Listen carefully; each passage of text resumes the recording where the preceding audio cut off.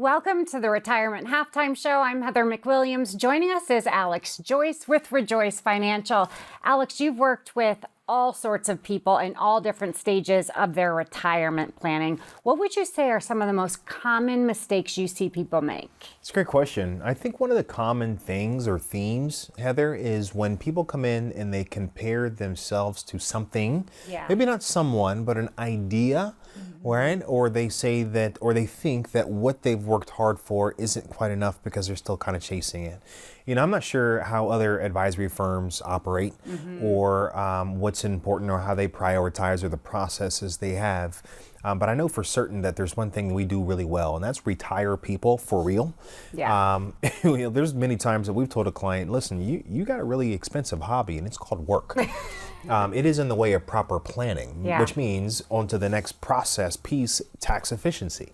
You know, when we're looking at developing an overall plan, chasing return is probably near the bottom. Okay. We want our clients to make money, but we want to make sure that the portfolio is efficient and we're in a place in the plan where if risk is warranted and the economy is such, then we'll take those steps, we'll carve out pieces, sleeve out pieces of the plan to be able to make that happen.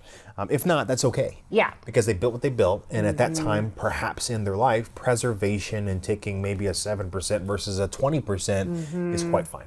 So you shouldn't really have a portfolio, set it and forget it.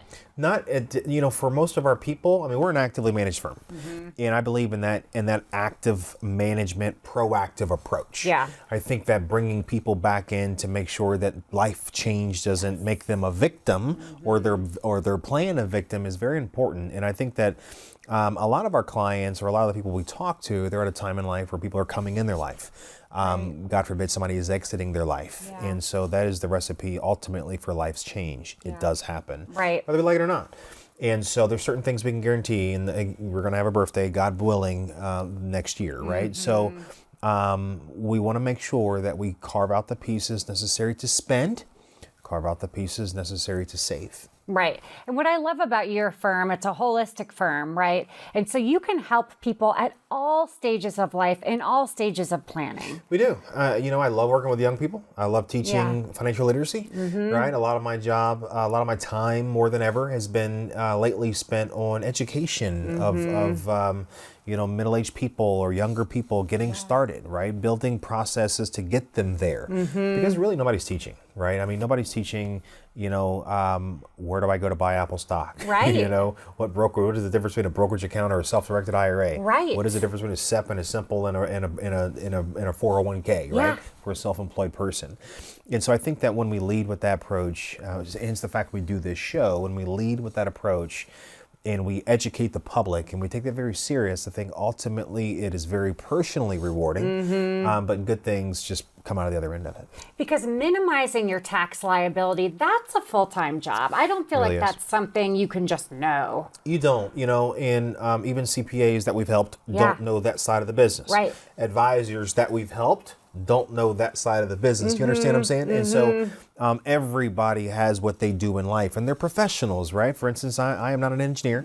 I am not an auto mechanic. I am not a hod carrier, nor am I a bricklayer.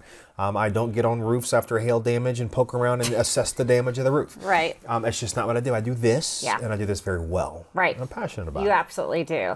Yeah, I mean, I couldn't take on financial planning. I wouldn't have the first clue. Right. That's why it's so important to get someone like you. So Alex, what is the best way if someone's thinking about getting a financial advisor? How do they make an appointment with you? It's a great question, Heather. And I think the first thing I want somebody to do is take cost and eliminate it, because it doesn't cost anything. Take the idea where everything is in line and all your statements are ready and your whole thing is all put together. If that was the case, you wouldn't need us. And so come in as really readily, exposed as you may be. All we need is about 45 minutes, an hour, just to get a chance to learn more about the uniqueness of your family dynamic and see if there's anything we can do to possibly help. That's it. You guys are doing some great things for people. Always great information, Alex. Thank you. And make sure you stick around because we have a whole lot more coming up.